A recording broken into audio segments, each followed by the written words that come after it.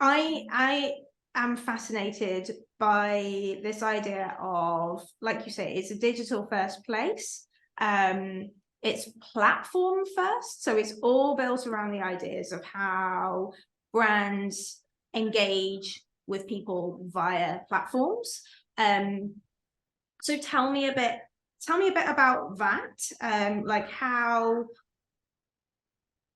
is the way that brands engage with their audiences changing and evolving because of these new platforms in which they're interacting with them on?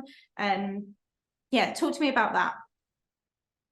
Well, I mean, that is yeah, as I know, asking it's such a huge question. And actually, so Tom Roach is speaking at Cannes this year with Les Burnett and Grace Kite. They're fantastic econometrician. Well, they're both fantastic econometricians. But Les needs no introduction, and Grace shouldn't, because she's also fab.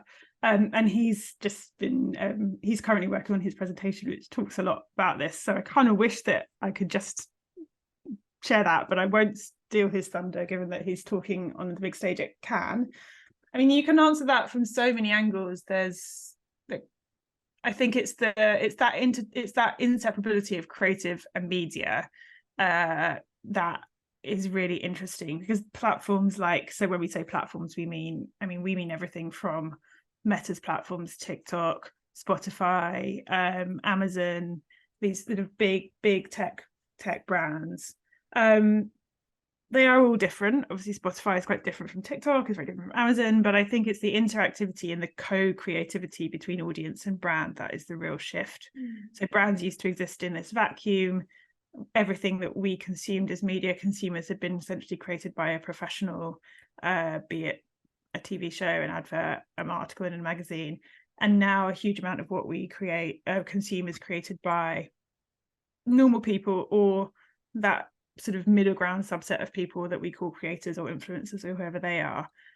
So I think one of the things that, I mean, as I say, it's a massive question. One of the things that really interests me is, as a brand strategist, rather than say a media strategist or anything like that, is how can brands find the sweet spot between the things we know people want from those platforms in terms of the sort of creative, the sort of tone of voice, the sort of look and feel, the sort of humor or not humor, or whatever it is.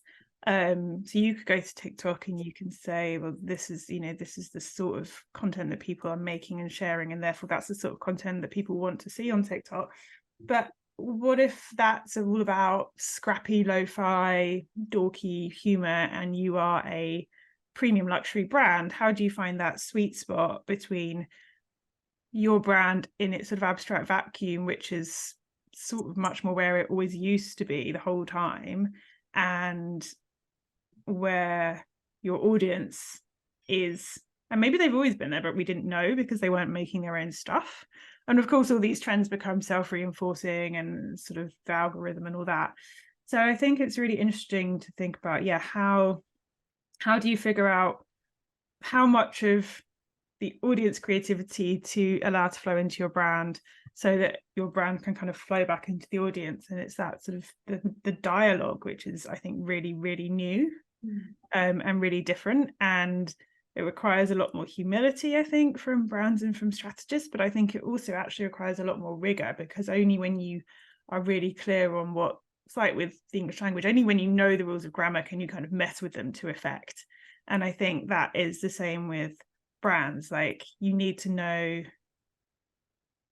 where you do and don't play really, really clearly, because the internet is vast and you could play anywhere. You need to know really, really clearly how far you're going to allow your tone of voice to stretch before you stop sounding like yourself, how far you're going to incorporate the sort of editing and visual techniques that you see on TikTok before you stop being identifiably yourself. So that's something that I find super interesting.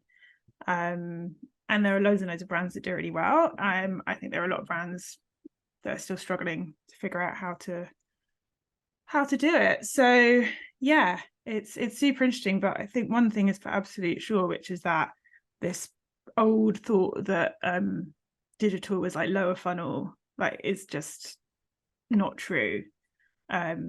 it's absolutely a place where brands can be built.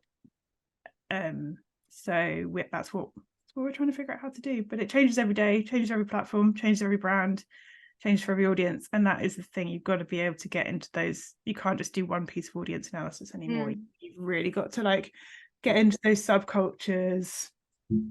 So yeah, I think it's so rich. It's so interesting.